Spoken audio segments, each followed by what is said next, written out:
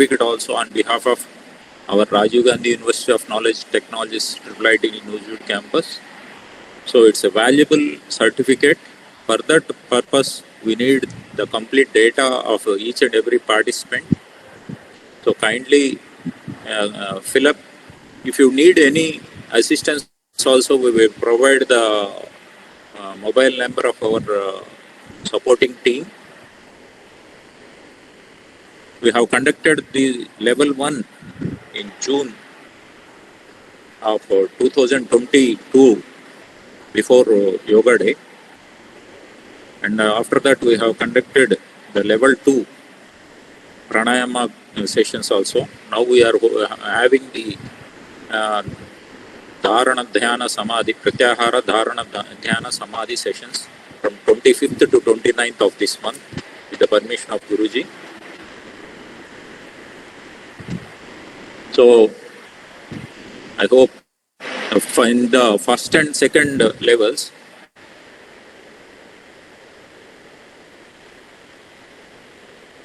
more than 9 countries and nearly 2000 registrations were there. I hope the same we will pass on to all the participants, those who were enrolled before also. Those who are interested, now also they can join directly to the level 3. We will provide them the level 1 and level 2 videos, and we will, if they are wishing the e-certificate of level 1 and level 2 also, we will conduct a small test, a very casual test. So going through that test, you can get that e-certificate on behalf of the university also. I hope everyone will take care and promote this workshop, international workshop, to your contacts. Thank you. Within a few minutes, Kar is going to join us. Please, I request you, all of you, to mute your audios and unmute your videos when Sar joins.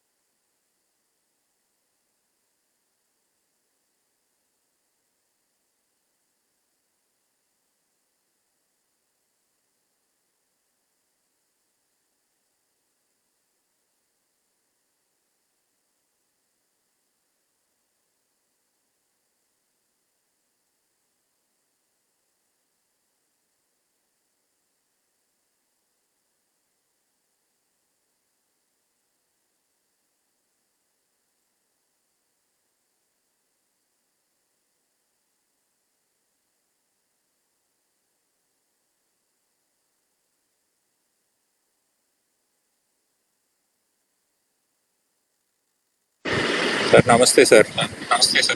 Namaste, sir. Namaste, sir. Good evening, sir.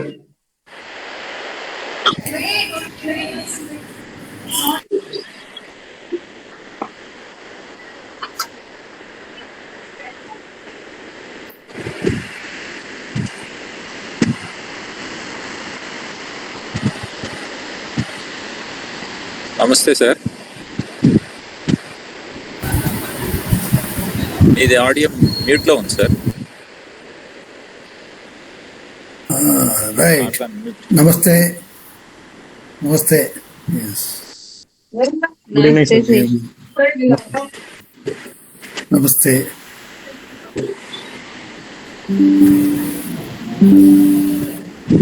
Yes.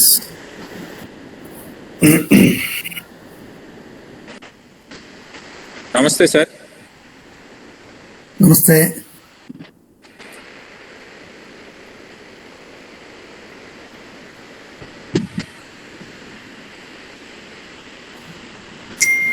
Sir, namaste, sir. Namaste. Am I audible? Yes, sir. Audible, Sir. sir. Audible, sir. Okay.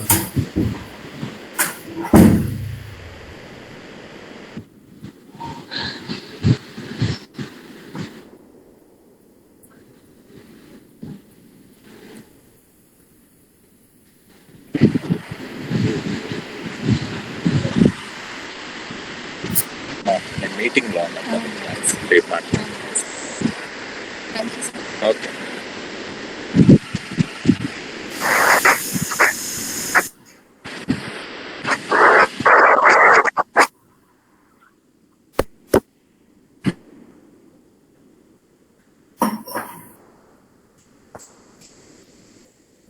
Namaste, sir.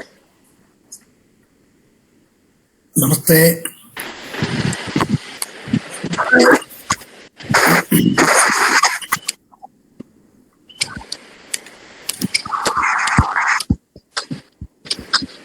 Sir, namaste, sir. Echo effect వస్తుంది.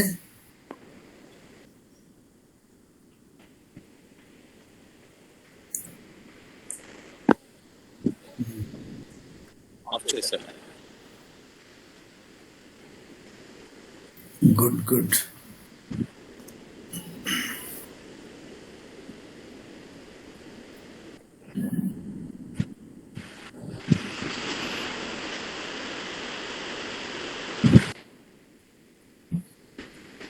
Sir, am I audible, sir? Little feeble, but okay. Am I clearly audible? Yes, sir. Yes, sir. You can carry on, sir. Start. We are waiting for your talk, sir. Oh, okay. Okay, sir. Namaste to all of you, and we are supposed to, Namaste, sir. talk about Niyama, which is one of the subcomponent in the Patanjali's Ashtanga Yoga system. As you know, Patanjali emphasizes on Yama and Niyama. Yamas are the principles Ahimsa, Satya, Asteya, Brahmacharya, Aparigraha, Yamaha. These are the things, when we follow them, generally society remains healthy, and these yamas will help us to interact with the society, how our interaction should be. The niyamas it talks about is the personal discipline that anybody in the path of yoga should inculcate.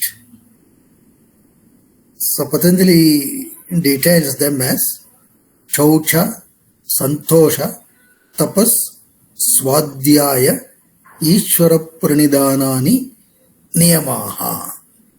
Which means these are the things that we have to follow. That's what we should remember. So when Patanjali talks about these 5 niyamas, we should always remember the very first sutra Patanjali gives, Ata Yoga Anushasanam. So this is something that we have to follow. Mere knowing what it is does not help. We have to follow.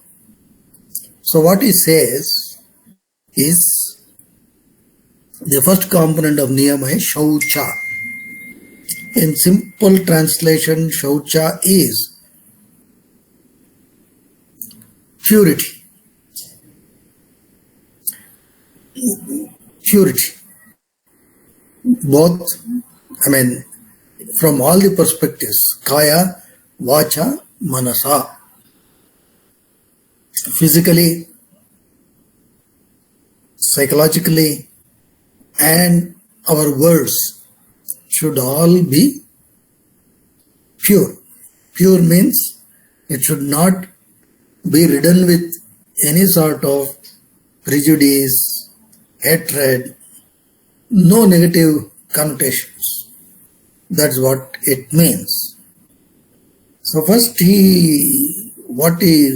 Patanjali indicates the effects of Shaucha. What will happen if you really follow Shaucha? What does it do to you?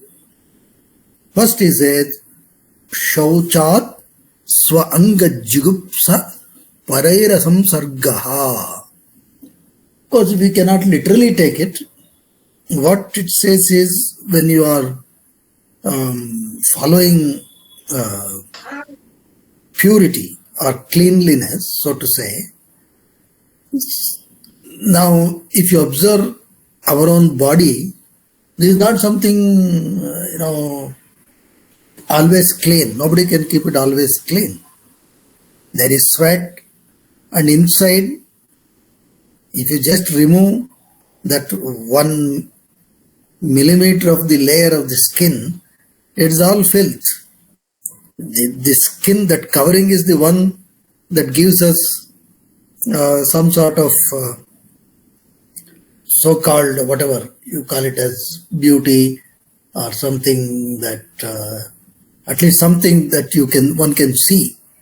But you just peel off that one small layer, that's, we become almost unseeable. And inside also, as it is, we know that a lot of filth is there inside. And Patanjali says, so once you inculcate the purity very strongly, then you get somewhat disillusioned by your own body because of its impurity physically. And definitely you will be disinclined with associating with any other body or any other person. But we should not take it literally. It doesn't mean that you start hating your body, things like that. It simply means that the whole system that you possess itself has a lot of impurities built into it. Therefore, at some level, when you talk about purity, one is, yes, you try to maintain physical purity to the best possible extent, knowing fully well that this system cannot be clean in reality. I hope all of you agree with this. This does not mean that you hate this system. It's simply to tell us that we are in such a system, because this understanding is essential to get some sort of non-attachment with the body. Okay, I repeat again, non-attachment with the body does not mean you disrespect the body, you don't try to keep it fit, healthy. No such things. It simply means, because if you go to the next, what he says, the effect of this shaucha, he does not limit only to this level, he goes to the next level. I think if you go that, then you will understand the significance of what he has said. Sattva Shuddhi Saumanasya Ekagra Indriya Jayatva Atmadarshana Yogyata Cha. So you get not only by being pure, not just physical, both mental, psychological, and through our words, then Sattva Shuddhir Saumanasya ekagra indriya jayatva atmadarsanatvani cha. If you are pure only, then you become eligible for sattva shuddhi. One is that clarity or purity should be there. This is what is going to lead to happiness, concentration, mastery over the senses, and capacity to realize Atma Darshana. That can come only if you are pure, not otherwise. So that is the meaning. So one is you will have clarity in your thinking because of purity. Then comes gladness. Then you can be one-pointed. Then you can have mastery over the senses. Then you become eligible for Atma Darshana. So that's why if the mind is, for example, full of unnecessary things or kleshas, so to say, hatred or too much of desires, etc., naturally you cannot concentrate on anything. You will not be happy with anything. See, it is easily understandable for a person who always thinks ill of someone else cannot enjoy peace of mind. For him, inside all that always that ill feeling will be pricking. That is how we lose focus, we lose attention. That is the reason why we must keep ourselves pure. First, at the physical level, which I am sure all of us take care to the best possible extent. Then, at the level of our words and thoughts. Thoughts must be monitored. What kind of thoughts do we get? Some impure thoughts, if they are coming, we must try to curb them. How do you curb them? That is where, I think we will discuss that later. So, maintaining purity in the body, the physical, in the thoughts and our words and actions is very, very essential. All great people you see, first thing they follow is this purity in their thoughts. Okay, that's how you get compassion. That's how you get love. And love is very much different from lust. Please remember. So love is where there is no expectation. So that is love. That pure love and compassion can flow only when we have purity. So that's how we have to pay attention to all our thoughts, words, actions. And they should align. Very important. Sir, excuse me, sir. Yes? Sir, video bartilla, sir. There is no video. ಇಲ್ಲ, sir. No, there is. No, you are saying I am not.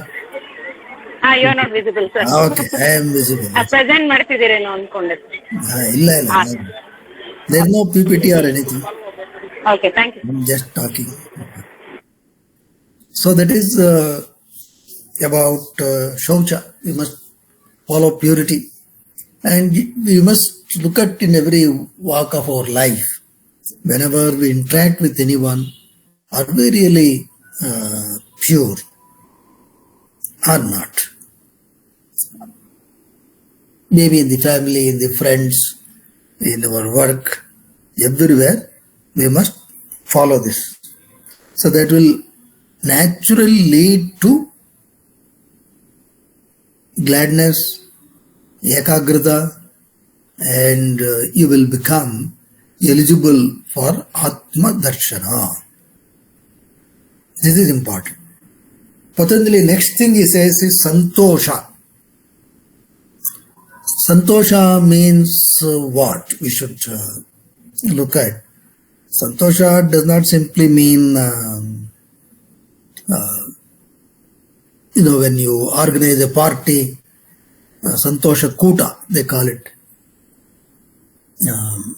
get-togethers. For what? People say, okay, we want to enjoy, therefore get together. That's not what we are talking about. Patanjali says Santosha, and Patanjali says, how do you know you are actually in Santosha? For that we should read the effect of Santosha. Patanjali says, Santoshat anuttama sukha labhaha. Which means here, Santosha means contentment. Contentment gives you anuttama sukha labhaha, unsurpassed joy. This is very, very important. If you see the most rich or most famous, and they will also not be very happy. We have a lot of statistics to prove that. We have seen them struggling, they are not contented, they get into a lot of mental calamities, they get into a lot of unfavorable habits like smoking, boozing, substance abuse. Why is this? This is happening because they are not contented. It's only they are craving for something else. Even the richest of the richest will be craving for something else. So the person who is contented, he alone can enjoy life. Whatever I have, I should be contented with what I have. That's good enough. And anyone who is, there are a lot of stories for this. There was one great king who was known for doing charity, and one of the beggar, a world beggar, who knew about it, comes to see the king. And this beggar was so radiant, they allowed him inside to meet the king. He just went to the king. King was praying at that time, and he just heard what he is praying. King was asking God lot of favors. Give me more treasure, give me more power, allow me to expand my empire, etc. After the prayer, his attendants told the king that you have somebody who has come to ask for charity. King looked at him, and he was also impressed with his imposing appearance. He was a sage who had come as a beggar, and the king told him, please ask me what you want, I'll give you anything. Then he said, what can you give me? I thought of actually asking you something, but you are also a beggar. My wish was only a small thing, but your wish seems to be multiple and more expensive than what I would have asked. I would have asked for only a small piece of meal, that's all. But you are asking so much, so you are a worse beggar than me. What can you give? I don't need anything from you. So he walked out. So most of us actually don't follow this principle.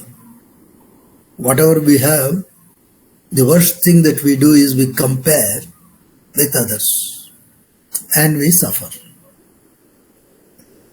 If you have a Maruti 800 car, you are happy till your neighbor or relative buys a Mercedes Benz or something better than what you have got.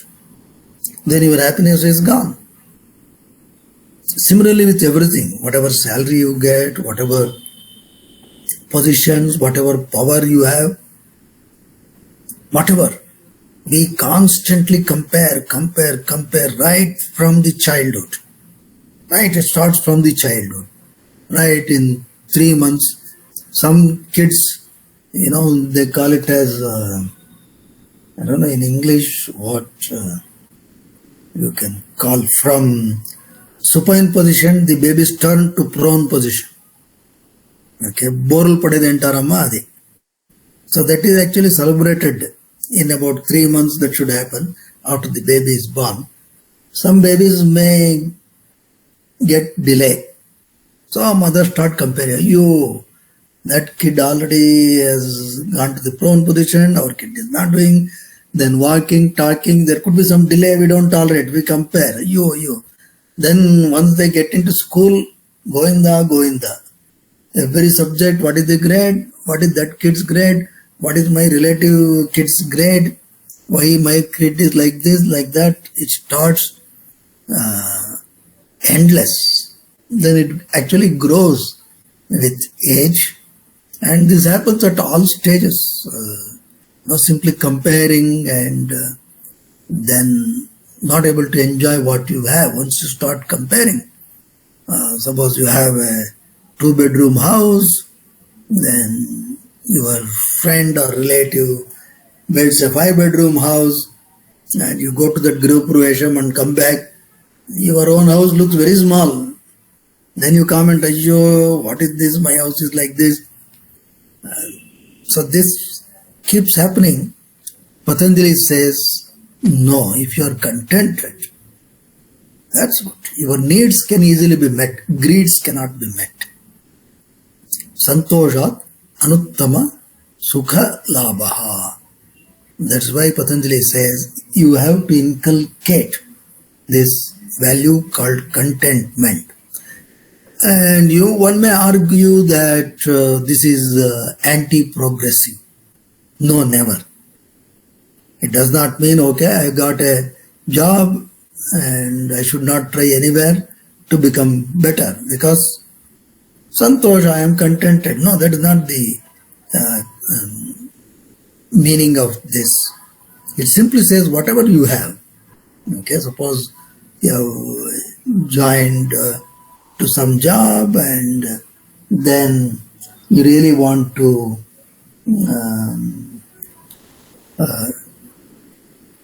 write some IIS exam. Okay, I will be happy with some clerical post. I don't want to really do anything with IIS. I don't want any power. That's not the idea. It is just that you write the exam in a good spirit, without any anxiety, without complaint on your current position. You are writing the IIS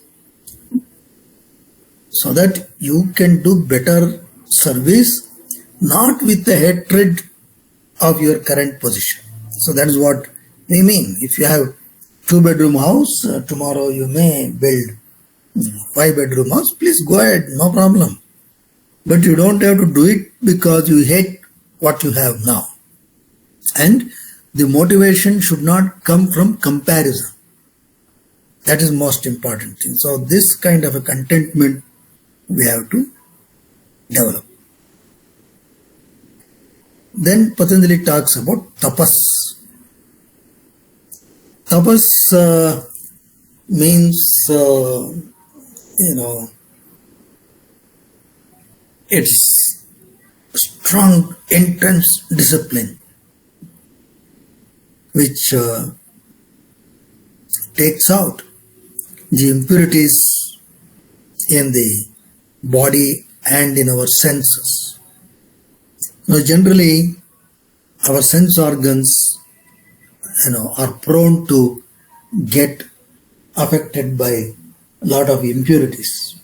A lot of impurities really hunt us. We see something, we get caught. It doesn't mean we should not enjoy the world. It simply means that always brooding over some of these sensual pleasures, then what happens? It becomes, the whole mind becomes impure. And as you know, if there is no purity, you cannot concentrate. You cannot do anything. And that's why Patanjali says, tapas is very important. And the effect is what? Kayendriya siddhir ashuddhikshayat tapasaha. What happens? Intense discipline burns up the impurities, the body and the senses, they become supremely refined. Ashuddhikshaya will take place.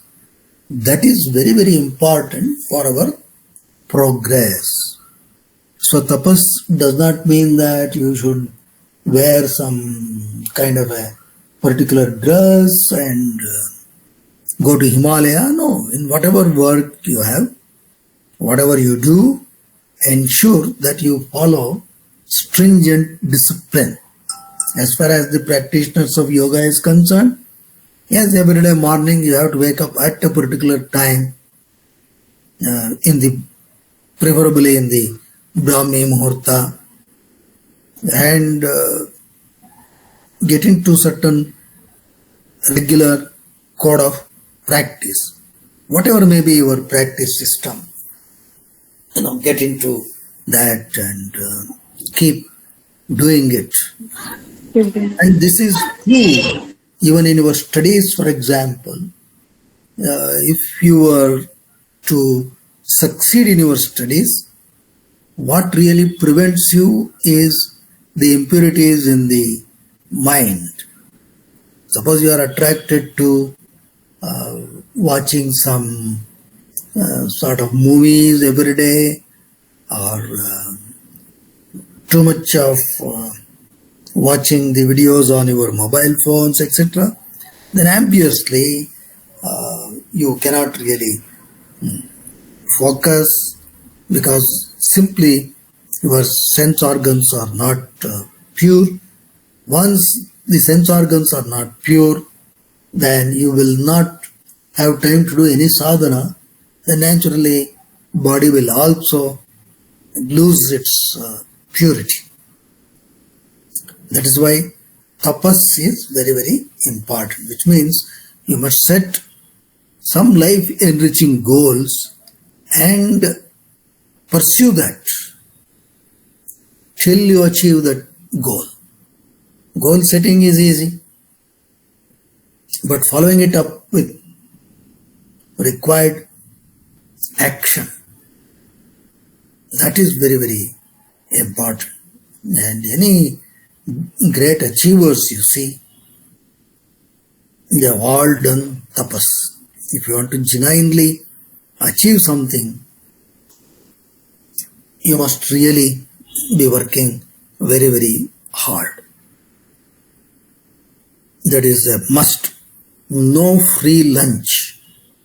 So tapas, especially for students, especially youth, should take this very, very seriously, because of the level of distractions the young minds are getting exposed to in these days. This kind of intense discipline, not losing sight of the actual goal of your getting into whatever studies you are, you should never lose that sight of the goal, and you have to work towards that. That sustained motivation can come only through hard work, and that is tapas. Hard work is possible only when you have control over your senses, only if you can purify the senses. So because of that only, we recommend every day morning wake up, maybe 4 a.m. or at least before sunrise, because body has a tendency, body and mind has a tendency to go towards sukha. Sukhanushayi ragaha. It has a tendency to go towards sukha. People would love it to sleep, but now you have to wake it up. Now why wake up? Then it will learn. That's the important thing. That, for example, you see the gold, when they make ornaments, when they take the gold, they heat it, do everything, because that intense heat is essential to remove the impurities in the gold. Similarly, some such intense discipline is needed to remove the impurities in us, because these impurities can come either in this birth through our association with the environment, or it can come from previous janmas. Whatever it is, that must be cleansed through tapas. That's why so many practices. Yoga is there, you do some asanas, then pranayama, then meditation techniques, then pursue your other. It does not mean that you simply have to be paramarthika. Vyavaharika also is important. You have to study. You cannot be doing yoga all through.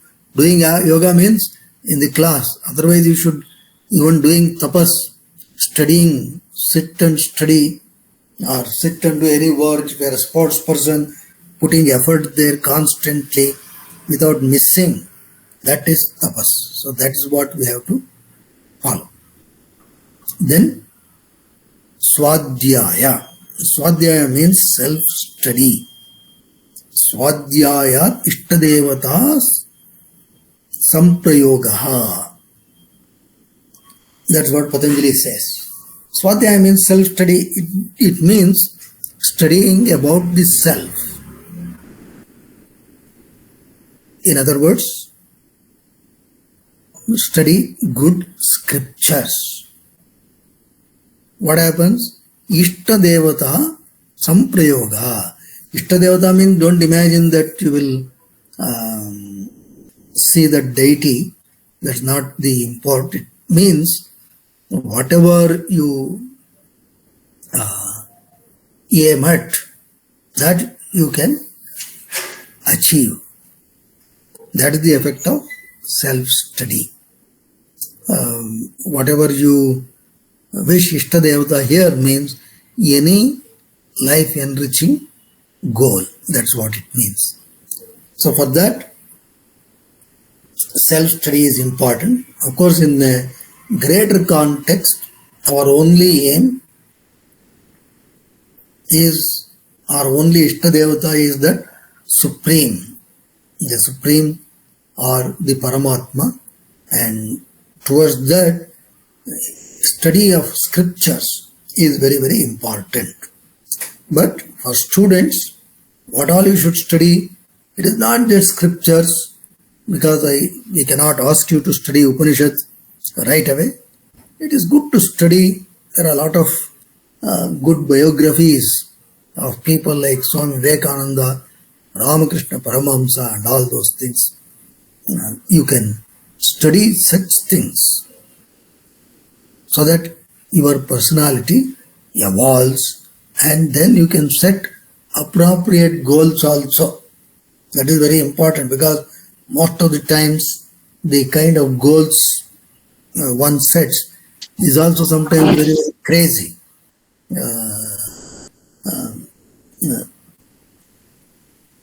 We try to imagine a lot of things, and most people, the goal setting generally when you are young is something impracticable. You want to become either a famous film star or a famous cricketer.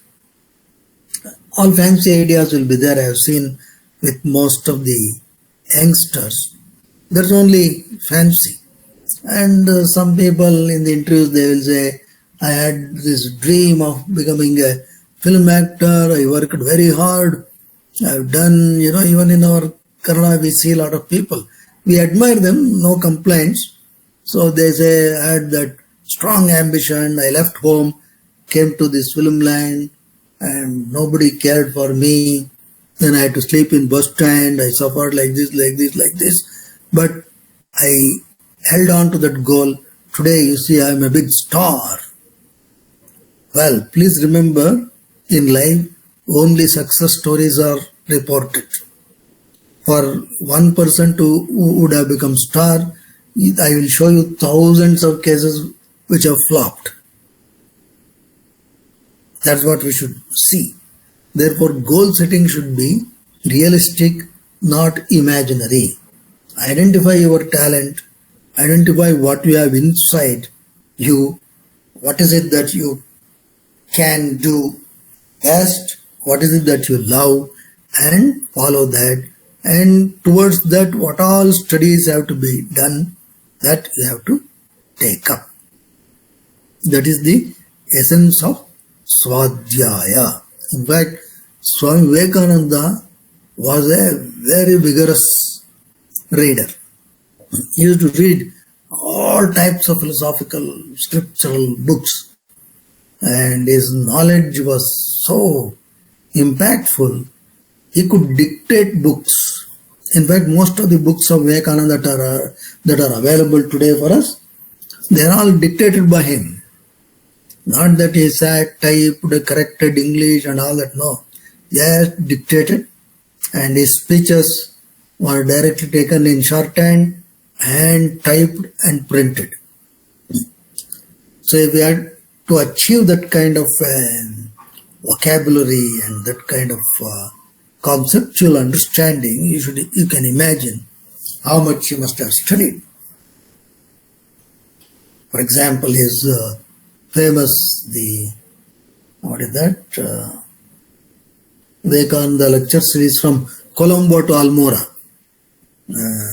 which was all the lectures given by him from Colombo to Almora after he came back from US. This is all the notes, lectures were taken down by Mr. J.J. Goodwin.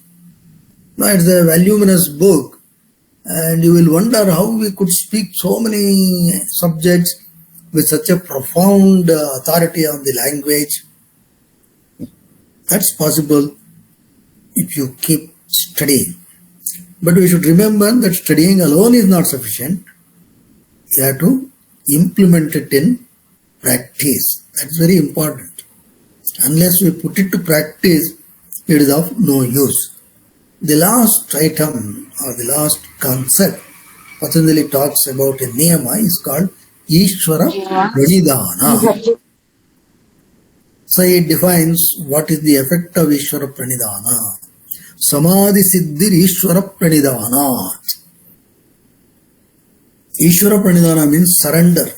Surrender to the Supreme. What happens when you surrender? He says, if you really surrender, you can attain Samadhi. Samadhi means it's the state of the mind where you are completely absorbed. That is Samadhi. It's a perfected state of mind. That oneness you can achieve by simply surrendering. Ishvara here means the controller. There is a controller. We all know that Earth is revolving around Sun, so many planets, so many things. Sun is also revolving around so many things. So there is a particular law, and that law or that lawmaker or that force which has established this path of conduct, that is called Ishvara. So in all whatever we do, that force is there. If I am talking, what I am talking, that vocal cords, whatever is in the brain is coming out, how it is coming out, how it is getting orchestrated. Because when we talk, we don't actually construct every sentence and then talk. It simply flows. It is a wonder by itself. So there is some force behind all these things, and you have to surrender, which means don't be egoistic. That is what it means. Once you lose that ego, once you kill that ego through surrender, then you will get that wonderful state of mind. That ego, getting rid of ego, is the crux of the whole thing, that surrendering should come. When that surrendering comes, then you will achieve a wonderful state of mind, that oneness. Now people, our culture is full of many great sages who have shown the effect of surrendering in a wonderful way. That's what in Bhagavad Gita Krishna also says, Ananyas chintayanto mam yejanah paripasade tesham nityabhiktanam yogakshemam vahamyaham. I'll take care. Vahamyam means I will carry on my shoulders whatever he needs. That is the beauty. Whatever he needs, it will be provided. So if person can achieve that kind of surrendering, he knows that whatever he needs, Supreme will give. For him, where is anxiety, where is stress? No stress, no anxiety. This has happened. Bhagavan Ramana, once there was no water at all, and not many people were there those days on Ramanashrama, and they said, Bhagavan, we are all going tomorrow. We will go away because there is no water here. So we will all go. What to do? Then Bhagavan said, oh, you want to go? Okay, you think that Ishvara, who is not giving you water here, will give you water somewhere. He said that, and then just dug few inches on the ground where he was sitting. There came the water. And now they have dug a big well there, that's called Ramana well. You can see when you go to Ramanashram, it is there as a standing testimony to the power of surrendering. And Tulsidas, who is Tulsidas, who wrote the famous Tulsidas Ramayana. He was a great sage and poet. Once some rich people felicitated him. They gave him a lot of materialistic things. He didn't know, he had kept in his hut. He had a small hut. They came and gave him, and he kept it. And few thieves knew about this. Okay, this fellow has received a lot of money, and tonight we will rob it. Anyway, small hut, only one fellow. We can hit him and take everything. And in the night they came. When they came, they saw two youth guarding his hut with a bow and arrow in their hand, walking up and down. So these thieves were shocked. Oh, yes, some guards. Then they said, okay, we'll wait, we'll go out, then come again. So they went, after the midnight they came. When they came again, they saw these two guarding the small hut. They were surprised. What is this? This fellow, he is so poor and he has two guards. When they saw the guards little closely, they knew that these are not ordinary men. So much of radiance in their face. They understood that there is something. How can he afford such guards? So morning came, and when the sage opened the door, these thieves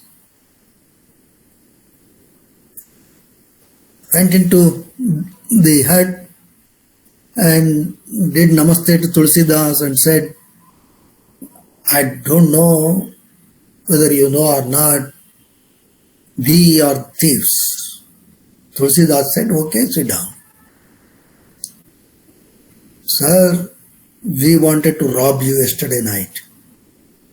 We came once. We saw some two youth walking up and down, protecting, guarding your hut. We went and came back again after the midnight. Still they were walking up and down. They had a bow and arrow. They were looking so radiant. Then Tulsidas knew that it is none other than Rama and Lakshmana were guarding. Then Tulsidas prostrated to these thieves.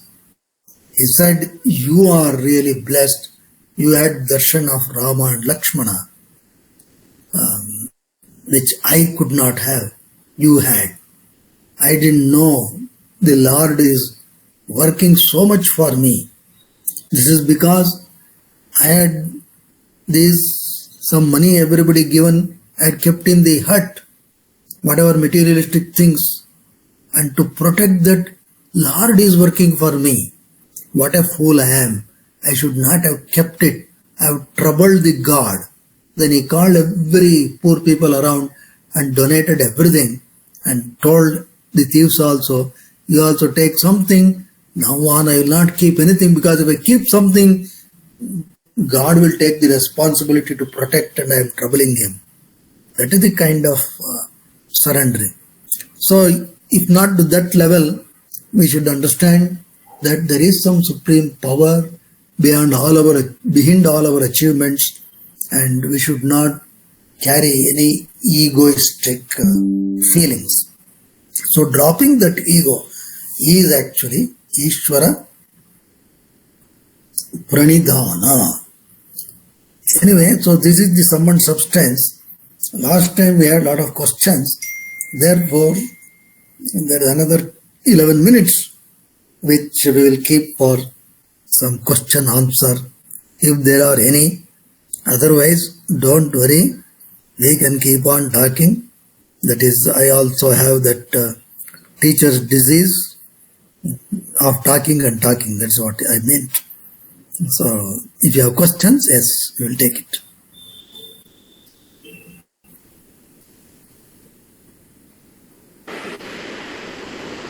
Any questions, Amman?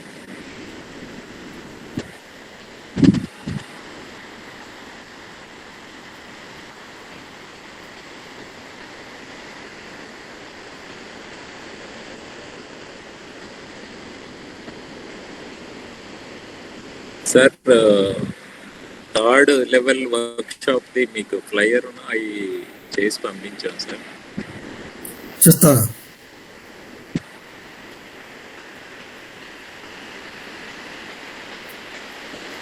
మా ఎవరికేం doubts లేవా?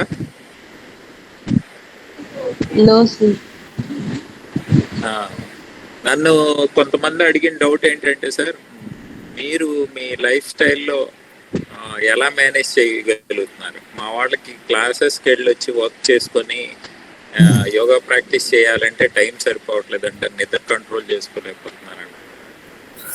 So అది నన్ను evening అడిగిన doubt మిమ్మల్ని అడగమన్నాను. They are hesitating. No, I think one is you should love what you do, very important. Another is actually if you do any activities properly, you will get lot of time. In the sense, people sleep too long because of inertia, because of mental fatigue, not because of physical fatigue. Otherwise, about 6-7 hours sleep for your age is more than enough. Okay, so if you do yoga and things like that, your sleep levels will also come down, because body becomes quite active, and especially the mind is the most important thing.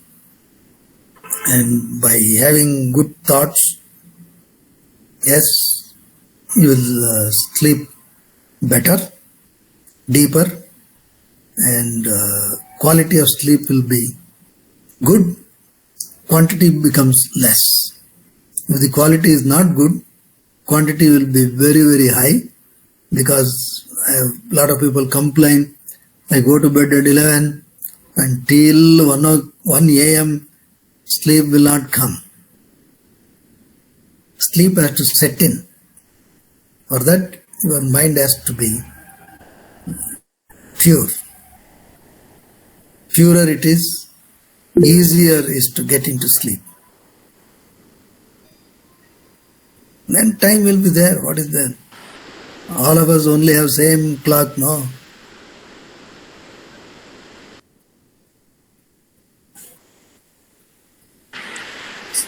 Ram, sir good evening sir. నమస్తే Ram, tell me. Sir బాగున్నారా sir? బాగున్నామండి, మీరు బాగున్నారా? బాగున్నా sir. Sir 2 questions ఉన్నాయి sir. Yes. First question ఏంటంటే, అనుక్షణం మనం ధైర్యంగా ఉండడం ఎలా సార్? అనుక్షణం ధైర్యంగా ఉండడం అంటే ధైర్యంగా, ఓకే ఓకే. నార్మల్గా నిజాయితీగా నిజాయితీ మనిషి, నెక్స్ట్ నాలెడ్జబుల్ ఉన్న వ్యక్తి, గ్రేట్ పర్సనాలిటీ ఉంటే ధైర్యం ఉంటాం. కానీ అనుక్షణం ధైర్యంగా ఉండడానికి ఇది first question sir. Second question ఏంటంటే, మనం ఏం పని చేసినా కానీ రికగ్నిషన్ కోరుకుంటాం, ఇంప్రెస్ చేయాలని కోరుకుంటాం సార్. అలా కాకుండా అసలు వాటికి అతీతంగా చేయడం ఎలా sir? Question sir. Good questions. One is there are many people, different stages, different types of fears haunts. So when students are studying, the fear of the results will haunt. Once you get out of the degree, fear of the job haunts. Then like that, fear is always there, and it will go on. The color of the fear only changes, once you get married, some other fear, then fear about children, then fear about grandchildren, then fear of death. You see, these things will keep on, only color will change, fear will remain. And this is because of not understanding the reality, that's all. Patanjali calls it as avidya, ignorance.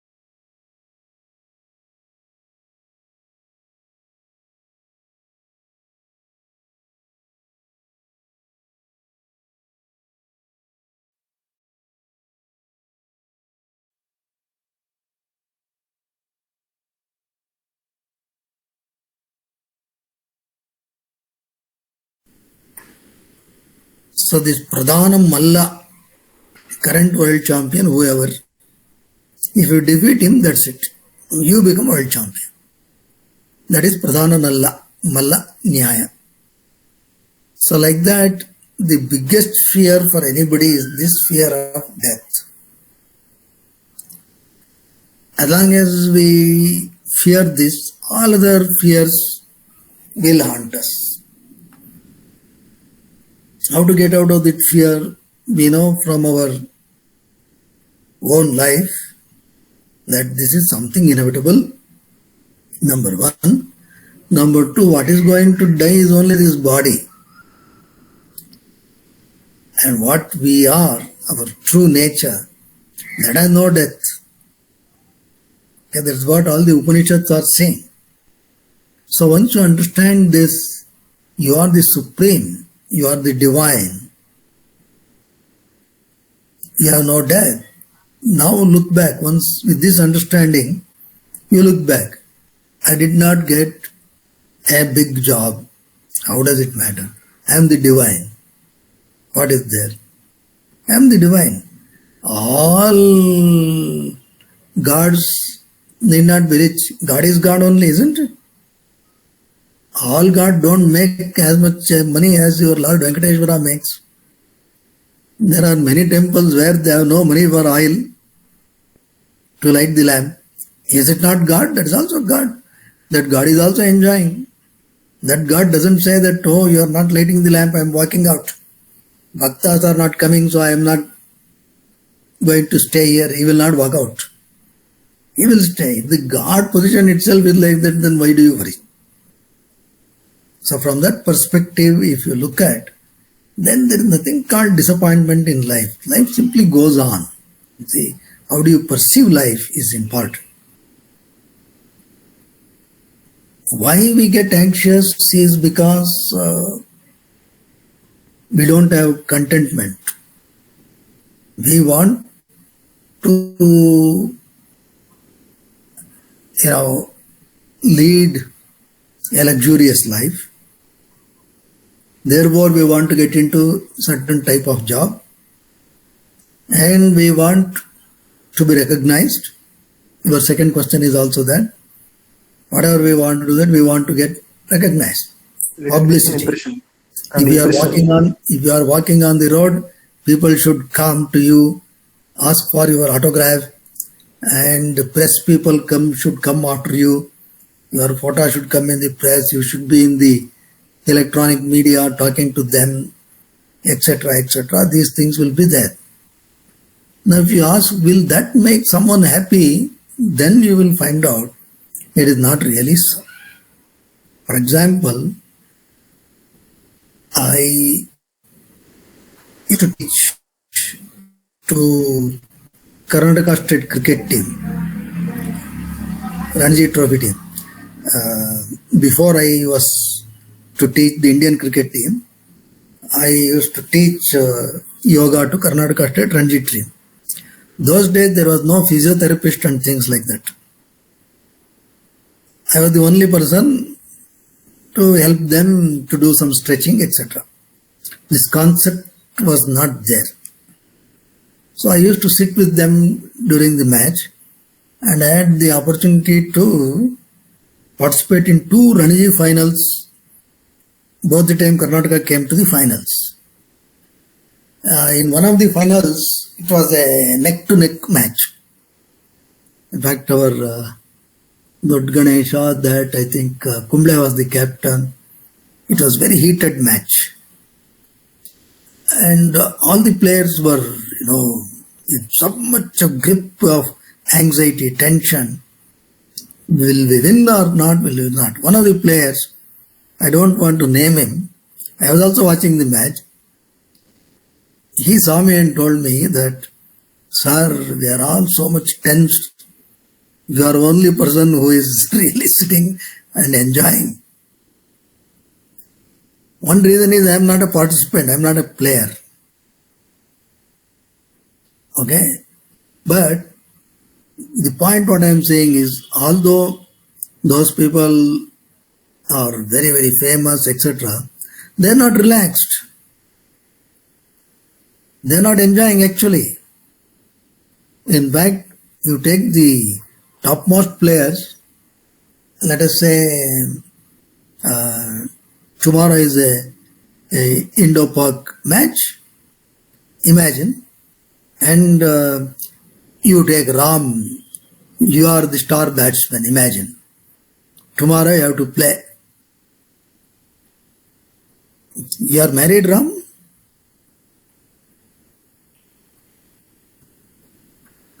We'll take some other example. Sir, I'm not married. Not married. So I'll take another Ram who is married. Okay? Another Ram. Rama, let us take. Rama who is married, who has a kid, small kid. Suppose that kid comes, jumps with joy, and oh, daddy, look, I have done a drawing. Do you think that Rama will be in a state to enjoy that? Tomorrow's match is working on him. We think that he is famous, he is that, he has a Jaguar car, everything. But he has no mindset to enjoy that drawing or whatever painting his own kid would show. He may look at it, but his mind is not there. But for us, there is no problem. Anytime, now we are happy. We can spend some time with them, all that. So look at that side. It is not that name and fame will make you happy. No. In fact, many a times, name and fame can completely ruin the happiness if it is not properly handled. So that celebrity management is another thing which most people don't do. If you are attached to name and fame, you are always under threat because you don't know when you lose it. Same thing happens in politics now. Why do they want to, by hook or crook, they want to come back to power? They want to retain power. Why? The reason is this, because they are afraid every time. Oh, if I lose this, then nobody will come in front of my house. Nobody will come behind me. Because once you get used to that, it's very, very tricky situation. Therefore, whatever we do, it doesn't mean it should not become famous, anything like that. But you should not work for name and fame. You should work for the good of the whole society. In the meanwhile, if you get some name and fame, okay, take it as fringe benefits or side effect. That should not be the main effect. If that becomes main effect, then you have serious problem. So that nishkama karma, that is working without attachment to the fruits like name and fame, is very, very important. Okay? I think we have... Thank you so much, sir. Thank you so much, sir. Okay. Any more question? Last question.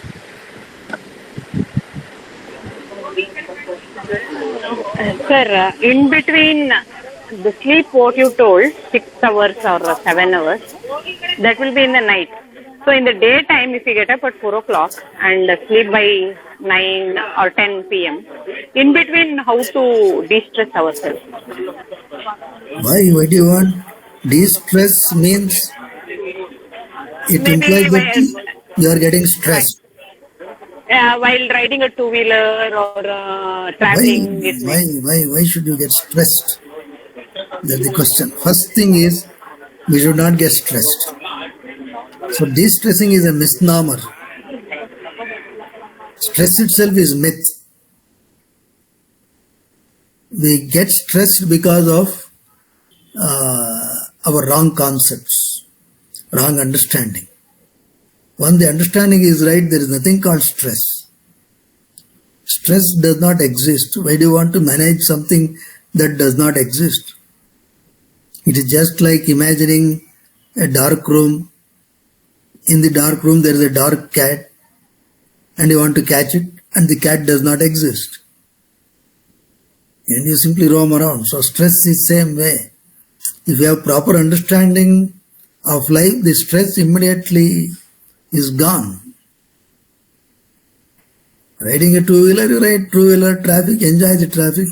Traffic jam also, enjoy the traffic jam. What is there? It's a fun, you sit in the car. We go every day in the car, a lot of people honking. We'll be looking and somebody, and there's traffic jam, they will peep out of the window. They can't even sit, Why? Just sit down, listen to some good discourses or songs, something like that. Enjoy, use that time. In fact, while traveling in metro, we have read Bhagavad Gita. We have finished one time, just in metro. And I listened to something, some discourses, something. That's a good time, in the traffic.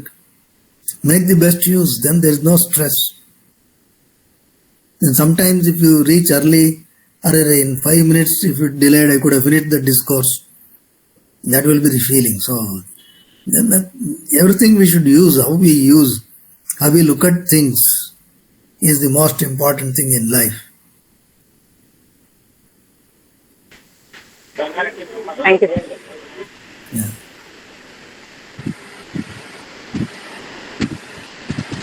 దీనికైతే నాకు తెలిసినంత వరకు మీ daily schedule is the best example. దీనికి question కి answer ఏంటంటే మీ daily schedule is the best example. I used to see you open the bits good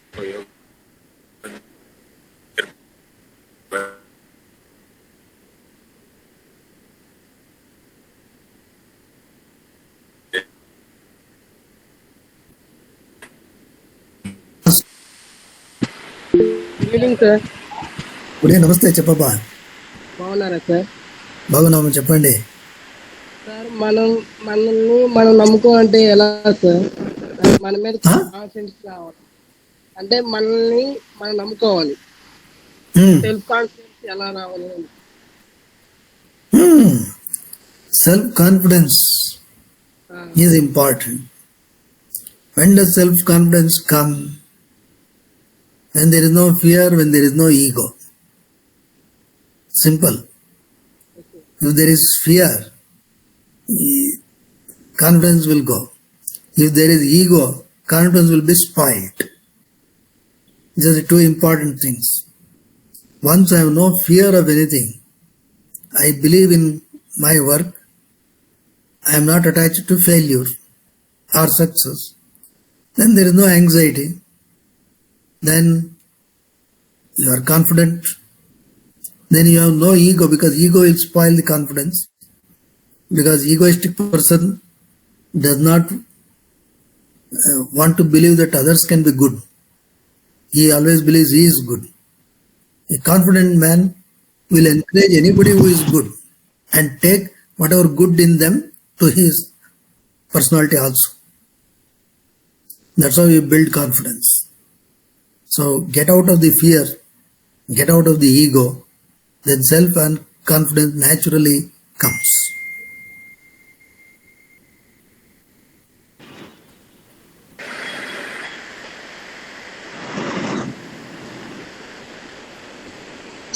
Yeah.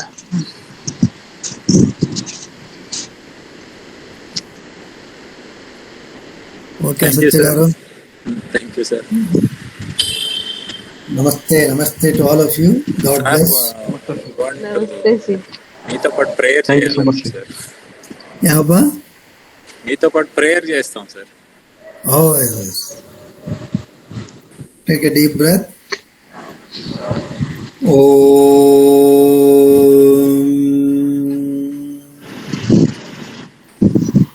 Yogena chittasya adena vacham alam sharirasya cha vaidyakena yopakarottam pravaram munina పతంజలిం ప్రాంజలిరానతోస్మి. హరి ఓం. శ్రీకృష్ణార్పణం. శ్రీ గురుభ్యో నమః. శుభమస్తు. Thank you very much sir. శుభమస్తు. శుభరాత్రి. Thank you sir. నమస్తే. నమస్తే. నమస్తే. ధన్యవాదాలు సార్. నమస్తే. నమస్తే. నమస్తే సార్. Thank you sir.